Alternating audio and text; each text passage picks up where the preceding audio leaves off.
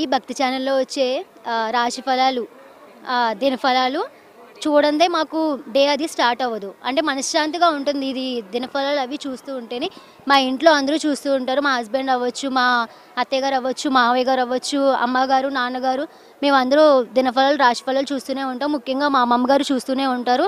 నాకు ఇష్టమైన దైవం వెంకటేశ్వర స్వామి అండి. స్వామివారి కళ్యాణ మహోత్సవాలు, బ్రహ్మోత్సవాలు తిరుమల తిరుపతి దేవస్థానానికి వెళ్ళి వీక్షించలేం కదండి. సో నేను వాటిని అన్నింటినీ కూడా భక్తి ఛానల్లో చూసి వీక్షిస్తున్నానండి.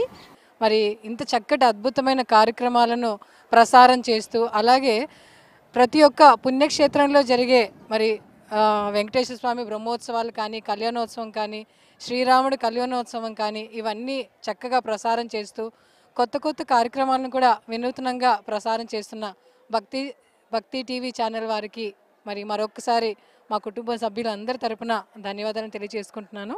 నాకు పూజలు వ్రతాలు అంటే చాలా ఇష్టం. నేను పుస్తకాలు చదువుతూ పూజలు వ్రతాలు చేసుకునేదాన్ని, కానీ కొన్ని శ్లోకాలు నాకు అర్థమయ్యేవి కాదు.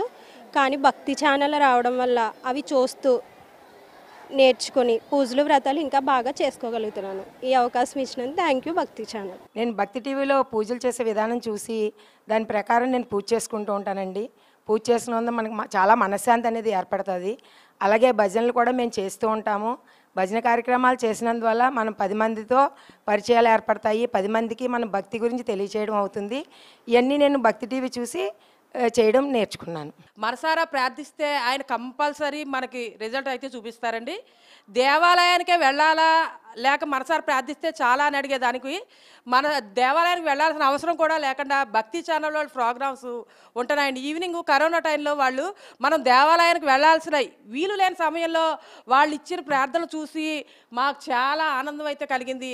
అప్పుడు దేవుడు కంపల్సరీ మనకు కనిపించాడండి. అవి చూసినప్పుడు మనం భక్తి దేవుడి దగ్గరికి గుడికి వెళ్ళక్కర్లేకుండానే మనం దేవుడిని దర్శించుకోగలిగాము. వీలు కుదిరిన వాళ్ళు కంపల్సరీ దేవాలయానికి వెళ్ళాలి. వీలు కాని సమయంలో భక్తి ఛానల్ చూస్తూ మనం దేవుడిని ప్రార్థించుదాం.